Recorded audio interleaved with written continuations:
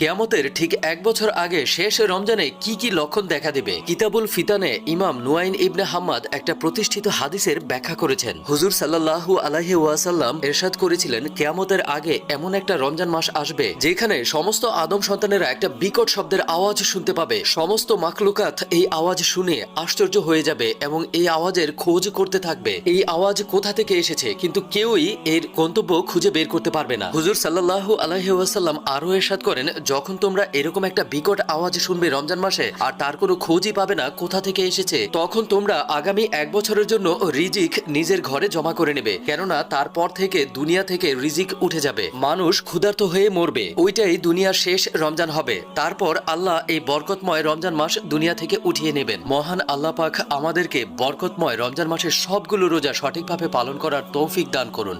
আমিন।